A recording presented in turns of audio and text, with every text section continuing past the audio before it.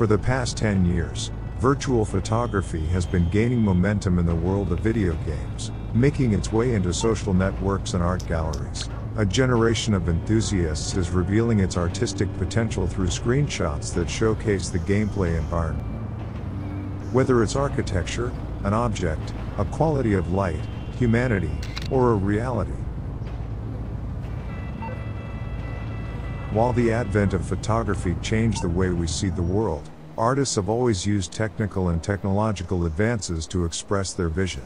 With the rise of smartphones and social networks, images have now invaded the sphere of everyday life, and anyone can harness the photographic medium.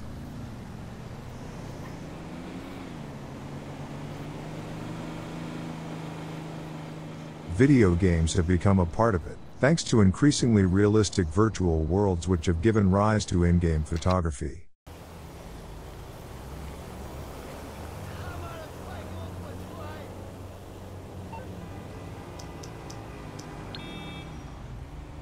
Thanks to the sophisticated work of designers, powerful consoles and computers, the world of video games is becoming a space of entertainment, creativity, and experience where the depth of field, lighting, angle, focal length, and texture rule the day.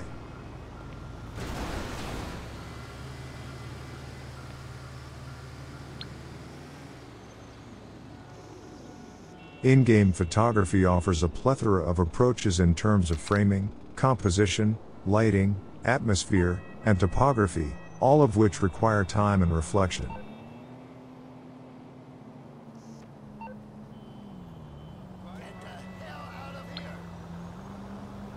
For French photographer Elise Aubissa, who works for Nikon, a company specialized in gaming peripherals, the camera remains at the heart of her creative process. I find myself drawn to video games because I can tackle any theme. Like war reports, except that here the Geneva Convention no longer applies, she notes wryly. Afterwards I always apply a photographic technique to bring in some imperfection. Like, for instance, in Star Wars Battlefront, where Aubissa tried to highlight the human expressions of the helmeted stormtroopers. She shot in bursts, on the go. She then selected her screenshots and photographed them using her digital camera before reworking the file. To obtain starker authenticity, she also gives free rein to her love for the medium by shooting analog film.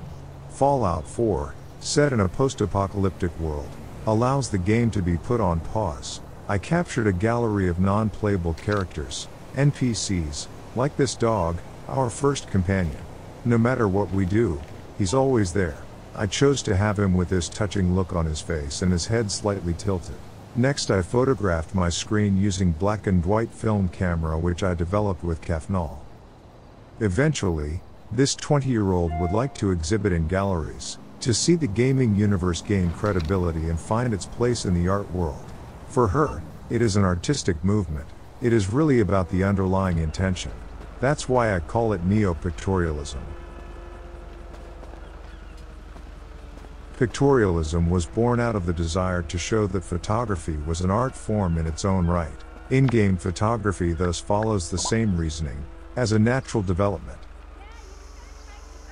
The design of 3D structures, inspired by the real world or by a historical reconstruction, remains one of the key elements, not necessarily linked to the constraints of the gameplay. For some it becomes the culminating attraction of their exploration, constantly seeking the real in the virtual.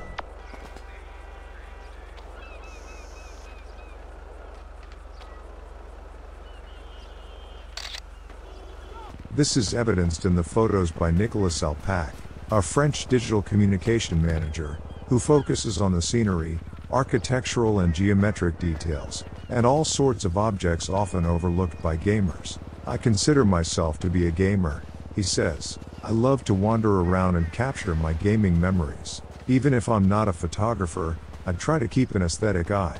I proceed in automatic mode, without retouching, because the final destiny of my images is being shared on social networks. Capturing unreal environments thus remains one of Alpac's hobbies on Twitter and Instagram. With Judgment, and more recently Yakuza 7, The photo mode has allowed him to switch to a first-person view using a phone set up for total immersion. I walk around the streets of Tokyo crowded with people taking pictures, and the world keeps moving because everything interacts with the player.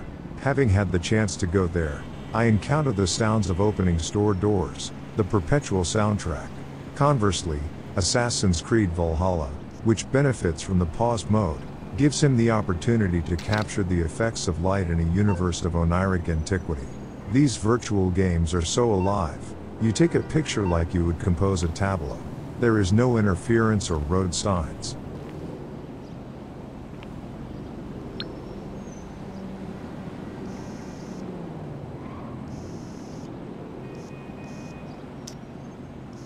We feel like good photographers because the worlds are beautiful.